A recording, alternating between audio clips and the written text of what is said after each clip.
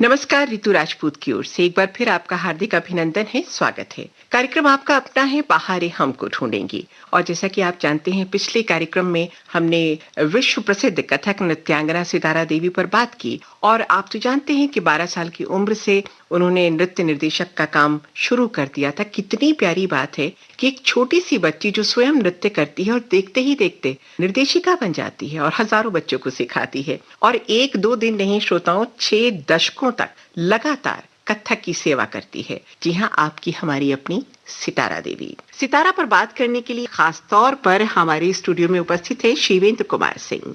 मैं सौभाग्यशाली मानती हूँ अपने आप को कि 2 बार उनसे मिलने का मुझे अवसर मिला। और जैसा कि पिछले कार्यक्रम में शिवेंद्र ने बताई बहुत सी बातें, हमने बहुत सी बातें आपसे शेयर की। आज कुछ और बातें, कुछ और उनके जीवन के रंग देखेंगे इस कार्यक्रम में, जिसका नाम है बहारें हमको ढूंढेंगी। अच्छा, एक चीज और हम देखते हैं शिवेंद्र, जब उनकी शुरू की फिल्मों की बात करते हैं तो कई सारी फिल्मों में वो बहुत टॉम बॉय की तरह, एक बहुत ही दबंग औरत की तरह चैलेंजिंग रोल करते हुए नजर आती हैं। शुरू की अगर हम फिल्मों की बात करते, जो दिलीप कुमार के साथ उनकी फिल्मों की अगर हम बात करें, तो वो बिल्कुल अलग तरह का लगता है, नहीं कि ये वही सितारा है। तो वो एक अनूठा व्यक्तित्व उनका सामने आता है। और उसके बाद जब हम धीरे धीरे आगे बढ़ते हैं, उनके जीवन के प्रसंगों को लेते हैं, तो एक और फिल्म आई जिसकी मैं बात करूंगी। उसमें दिलीप कुमार थे, नरगिस थी, सितारा तो थी ही, हलचल 1951 की वो फिल्म थी। और इसके गीत भी बहुत मशहूर हुए थे उस दौर में।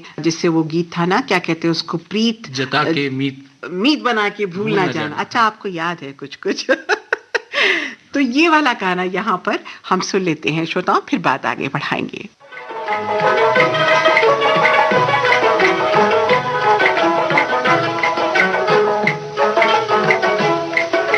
प्रीत जता के मीत बना के भूल न जाना, सुनो जी भूल न जाना। मीत जता के मीत बना के भूल न जाना, सुनो जी भूल न जाना।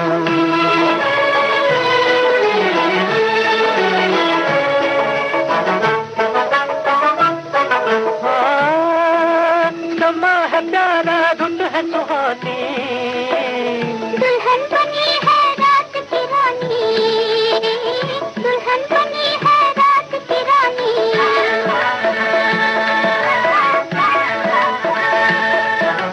जीवन बीना जब तक बाजे, हाँ यूं ही हिल मिल गाना, सुनो जी भूल न जाना।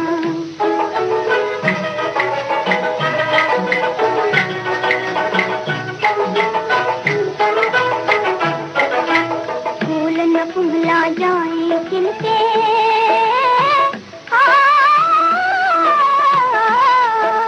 फूल न कुम्हला जाए खिलके।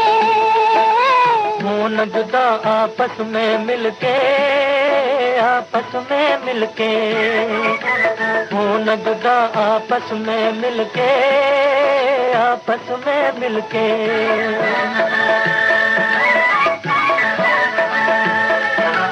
धड़कन बन के दिल में रहना, आँखों में बस जाना, सुनो जी भूल न जाना।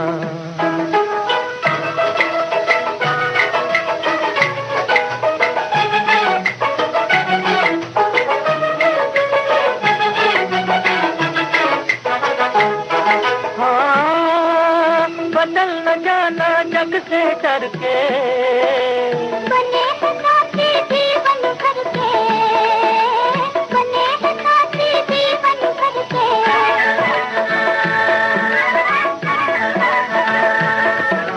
प्रीत की दुश्मन है ये दुनिया, हाँ दुनिया को ठुकराना, सुनो जी भूल न जाना।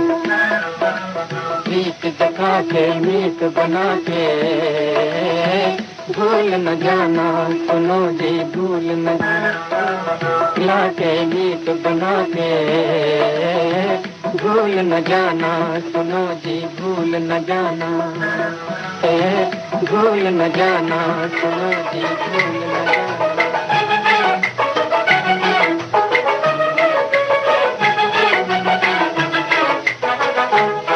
हाँ न जाना जग से डर के, बने हैं साथी जीवन भर के, बने हैं साथी जीवन भर के।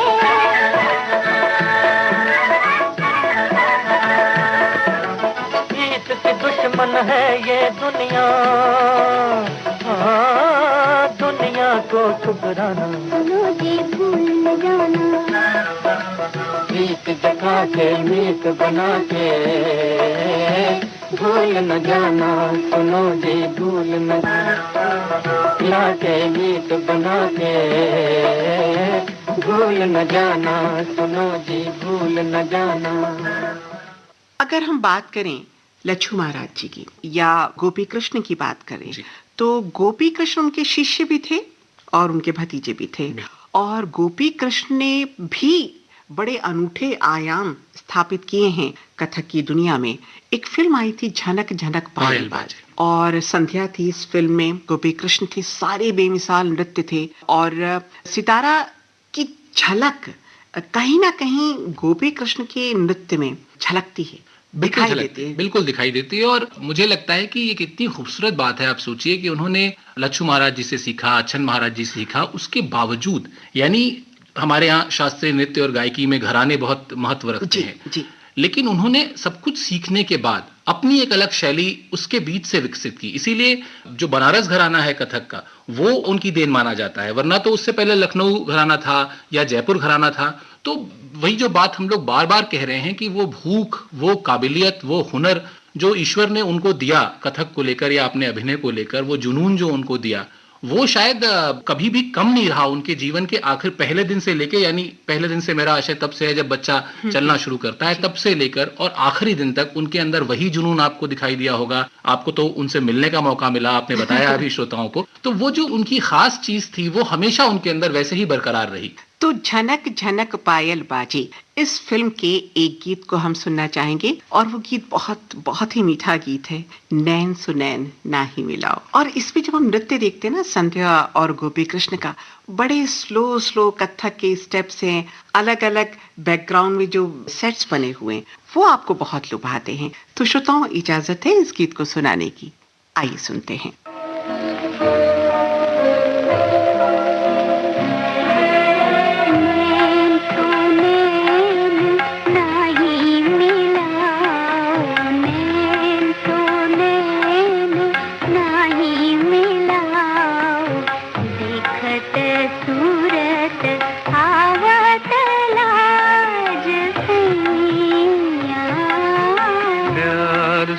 प्यार आके सजाओ, प्यार से प्यार आके सजाओ, मधुर मिलन गावत आज दुनिया।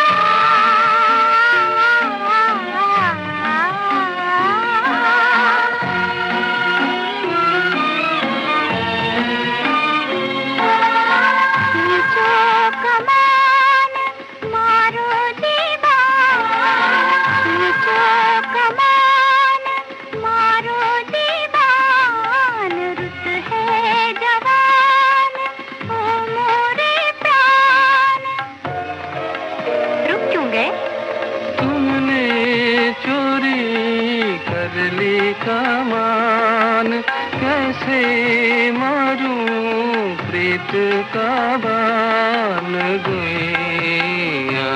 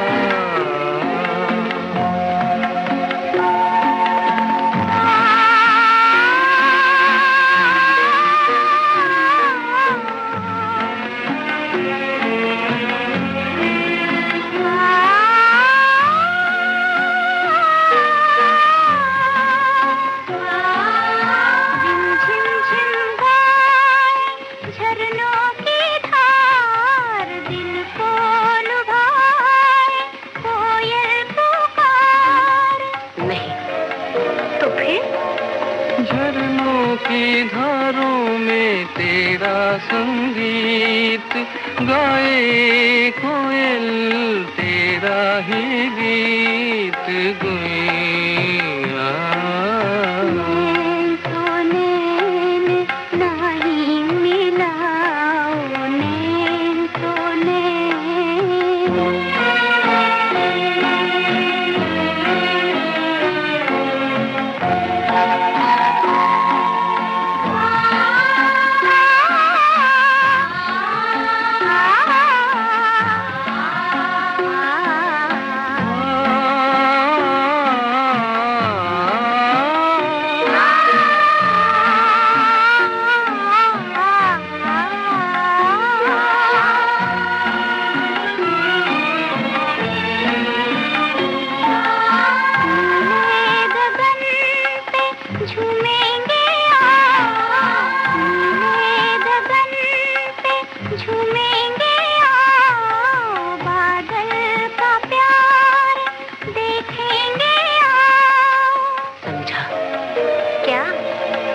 बादल नैया है बिजली पतवार हम तुम चल दे दुनिया के पार गुइया नैन तो नैन नहीं मिलाओ दिखत सूरत आवत लाज सैया नैन तो नैन नहीं मिलाओ नैन तो नैन। बात फिर से करती हूँ उसी साक्षात्कार की जो बरसों बरस पहले हुआ था और जब सितारा से हमने कहा कि आपकी पसंद के कौन से वो गीत हैं जो आपको सबसे ज्यादा आकृष्ट करते हैं, तो मदर इंडिया का जिक्र तो उन्होंने किया ही, लेकिन उन्होंने बात की एक बहुत ही मशहूर गीत की। इशारा समझ रहे हैं कौन सी फिल्म की बात कर रहे हैं? बिल्कुल बिल्कुल। और मेरे ख्याल से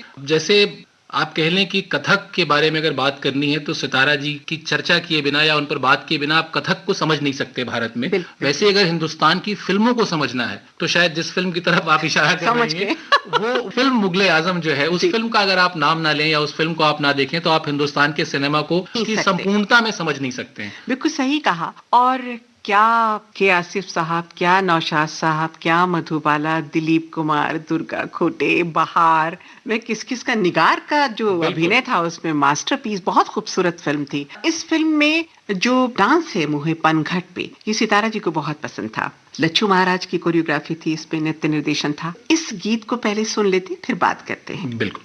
मोहे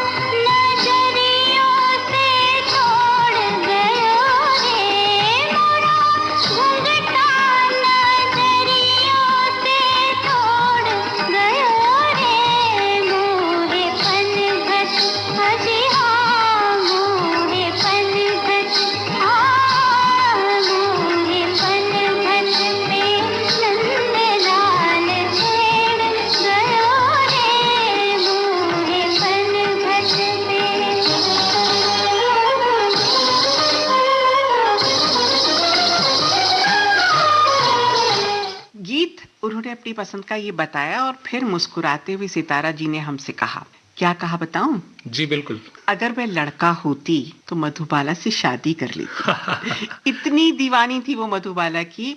कहे, अरे रितु हम तुमको क्या बताएं, वो लड़की पान खाए तो उसकी पीक उसकी गर्दन से जाती दिखाई दे।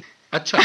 इतनी हसीन, इतनी गोरी। हालांकि मधुबाला बहुत अच्छी डांसर नहीं थी जी। ये सभी कहते हैं, लेकिन जो उन्हें सिखाया, जो उन्हें बताया गया, वो कितनी खूबसूरती से उन्होंने फिल्मों में उतारा। आप और हम जानते हैं, मुगले आजम की क्या कहें, वो तो एक नायाब मोती है सिने जगत का। बात कुछ और आगे बढ़ाते हैं और बात करते हैं सितारे जी की आदतों की। हमने कहा गुलाबी रंग उन्हें पसंद था, मोती उन्हें बहुत पसंद थे और बड़ी बिंदी वो लगाती थी और बेबाक बहुत थी। कितनी ताज्जुब की बात है कि उनकी शादी के आसिफ साहब से हुई थी। वो बात अलग है कि वो बहुत दिन तक चल नहीं पाई।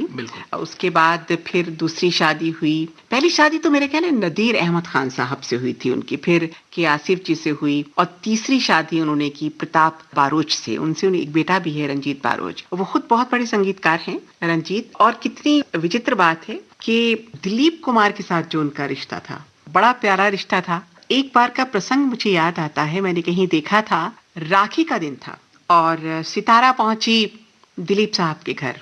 सायरा बानो भी बगल में बैठी हुई थी। तो ये पहुंच गई और उन्होंने कहा कि भाई सायरा, क्या कहें, तुम्हारे मियाँ के तो सब दीवाने हैं, जिसे देखो इन पे फिदा है, हर आदमी इनको डोरे डाल रहा है इनके ऊपर, तो हम काहे पीछे रहे। कभी कभी बनारसी, ठेठ बनारसी में बात करती थी। तो हम भी इन्हें चाहने लगे और चाहत भी ऐसी कि ताउम्र चाहत बनी रहे। तो ला भाई ला, राखी ला। और उन्होंने बहुत दुलार से दिलीप साहब को राखी बांधी। और एक और प्रसंग भी आता है कि अजीब इत्तेफाक है कि के आसिफ जो कि सितारा देवी जी के पति रहे, उनसे फिर उनका डिवोर्स हो गया, वो उनसे अलग हो गई और फिर उनकी शादी हुई दिलीप कुमार की बहन अख्तर से। तो अजीब इत्तेफाक ही कहेंगे इसको। तो ये कुल मिला के जो दुनिया है, गोल गोल है, रिश्तों का घालमेल है। सितारा बहुत प्यारी थी, बहुत अच्छी थी। उनकी एक और पसंदीदा फिल्म थी पाकीज़ा।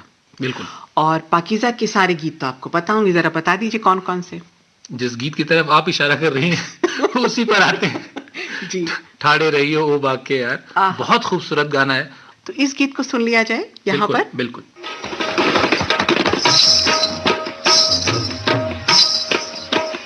ठाड़े रहियो ओ बाके यार रे, ठाड़े रहियो ओ बाके यार रे, ठाड़े रहियो, ठाड़े रहियो, ठाड़े रहियो, ठाड़े रहियो ओ बाके यार रे, ठाड़े रहियो।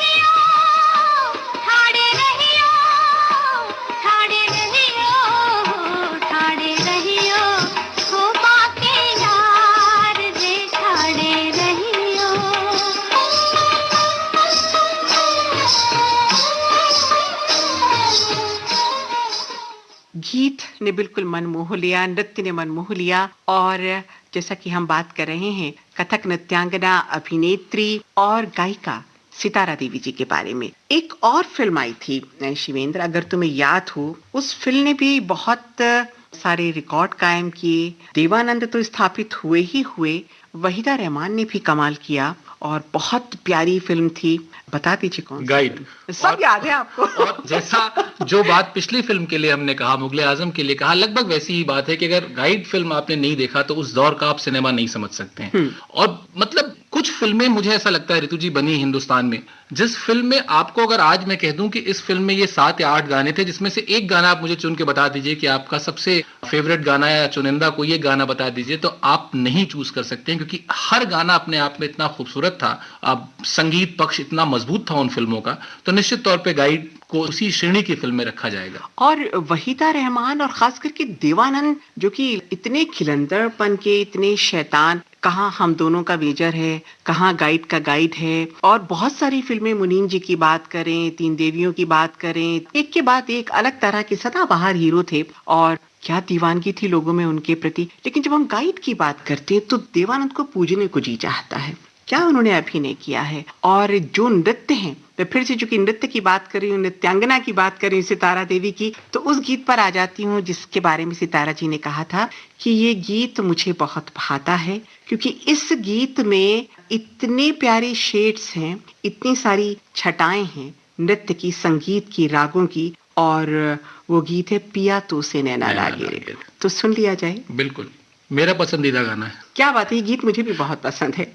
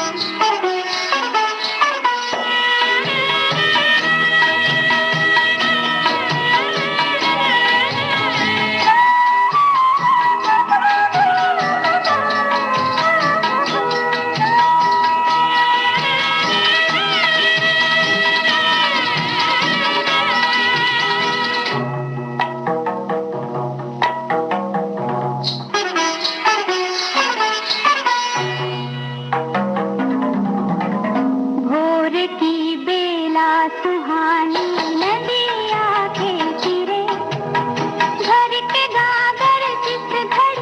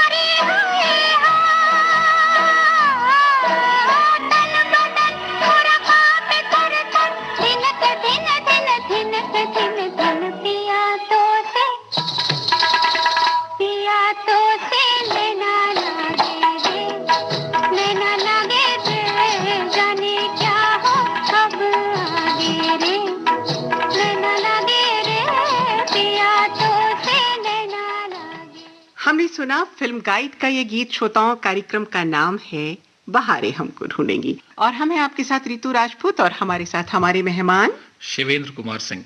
एक बार फिर से स्वागत है शिवेंद्र आपका। बहुत सारी बातें उनके व्यक्तित्व के बारे में हम कर रहे हैं। कई सारे पुरस्कारों से नवाजा गया जी सितारा जी को, और 1930 से जो उन्होंने नृत्य निर्देशन शुरू किया तो मेरा ख्याल है सन 85 तक बदस्तूर जारी रहा, और 1969 में संगीत नाटक एकेडमी अवार्ड से सम्मानित हुई। फिर 1973 में पद्मश्री से नवाजा गया, और 1995 की अगर हम बात करें तो कालिदास सम्मान से उन्हें सम्मानित किया गया। लेकिन एक अवार्ड के समय थोड़ी सी उनकी नाराजगी दिखी। हाँ। और वो नाराजगी मुझे लगता है स्वाभाविक भी थी, क्योंकि उन्होंने बहुत तर्कपूर्ण बात कही। उन्होंने कोई सम्मान का अनादर नहीं किया। उन्होंने सिर्फ इतना कहा कि मेरी बहुत उम्र हो चुकी है और अगर मुझे ये सम्मान मिलना ही था तो पहले मिलना चाहिए था, अब बहुत देर से दिया जा रहा है। और जिस टेम्परामेंट की वो थी, जिस तरीके से सितारा जी के बारे में सब लोग जानते हैं कि उनके अंदर एक स्वाभाविक गुस्सा रहता था। अगर उनको कोई चीज लगती थी कि ये सही नहीं हो रही है तो वो जरूर उसको टोकती थी या उस पर जाकर अपनी राय रखती थी। तो ये कहा जाता है कि उस वक्त वो नाराज हुई और उन्हें अच्छा नहीं लगा कि उनको पद्म भूषण बहुत बाद में अनाउंस किया गया, और फिर उन्होंने उसको लेने से इनकार कर दिया। ये तो रही सम्मानों की बात, लेकिन मुझे लगता है जब आप स्टेज पे परफॉर्म करते हैं और वो जो तालियों की गड़गड़ाहट होती है वो आपके कानों में ऐसी रसगंगा प्रवाहित करती है कि फिर बिल्कुल। किसी अवार्ड, किसी सम्मान की जरूरत नहीं जरूरत रह ही नहीं जाती। होती। और मैं फिर से लौट आती हूँ सितारा जी के व्यक्तित्व के बारे में। एक फिल्म आई थी लेख में, हमने उसका एक गाना सुनवाया था। उस फिल्म में कहते हैं ना कि कथक में टुकड़े परने, चक्करदार परन हो गए, तोड़े हो गए, अलग तरह की उसमें रियाज की जरूरत होती है। और परनों के लिए सितारा जी मशहूर थी। बिल्कुल। स्टेज पे खड़े खड़े एक नया रंग भर देती थी, नया अंदाज, क्योंकि कथक कथा से बना है। और खास करके इसमें कृष्ण की लीलाएं होती हैं, गोपिकाओं के साथ होती हैं, छेड़छाड़ होती है, माँ यशोदा के साथ ठिठोली होती है। तो उस तरह की कथाएं करने में कथक के रूप में सितारा पारंगत थी। तो उसमें एक जो फिल्म जिसकी मैं बात कर रही हूँ, उसमें उन्होंने अपने पांव के अंगूठे पर यानी टो के ऊपर इतने खूबसूरत चक्कर लिए थे कि लोग हैरान रह गए थे। बैले इतना अच्छा करती थी, भरतनाट्यम इतना अच्छा करती थी, लोक नृत्य इतना अच्छा करती थी, वेस्टर्न म्यूजिक पे भी इतना अच्छा डांस करती थी। तो जो विविधता हम कहें कि इतनी सारी विविधता उनके नृत्य में समाहित थी, तो कोई दो राय नहीं कि वो निश्चित तौर पे कथक की सितारा थी।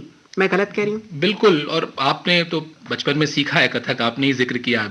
भले ही ज्यादा नहीं सीखा हो, लेकिन जितना भी सीखा है आपने बहुत टेक्निकल चीजें बताई। तोड़े होते हैं, टुकड़े होते हैं, कथा कहने वाला कथक होता है। तो मुझे लगता है कि जो उनके ना रहने पर हमने कुछ काम किया, कुछ लोगों से बातचीत की, कुछ पढ़ा, तो जो कलाकार हैं, जो बड़े प्रतिष्ठित कलाकार हैं कथक के, वो भी कहते हैं कि जब वो दुर्गा या काली परन करती थी तो मतलब वो देखते ही होता था, ऐसा लगता था कि जैसे साक्षात आप दुर्गा जी को देख रहे वाह, हैं। वाह, तो जिस तरह की तकनीकी पक्ष, कथक के जिस तकनीकी पक्ष की तरफ आप इशारा कर रही हैं, मुझे लगता है वो बिल्कुल उनका अधिकार था कि वो स्टेज पे खड़ी होती थी तो लगता था कि हाँ कुछ हो रहा है, कुछ अलग सी एक छटा है, कुछ अलग सी एक चमक है। और वो आखिर में वो उनका रियाज था, वो उनकी साधना थी जो वहां स्टेज पर दिखाई देती थी। वाह वाह, क्या बात आपने की। हमने बहुत सारी बातें उनके व्यक्तित्व के बारे में की हैं, और हमें लगता है कि जो श्रोता हमारे इस कार्यक्रम को सुन रहे हैं, आज सितारा जी हमारे बीच नहीं हैं, लेकिन उनकी फिल्में, उनके गीत और उनके नृत्य की जो छटा हमने देखी है, वो बहार जो हमने महसूस की है, वो युगों युगों तक हमारे बीच रहेगी।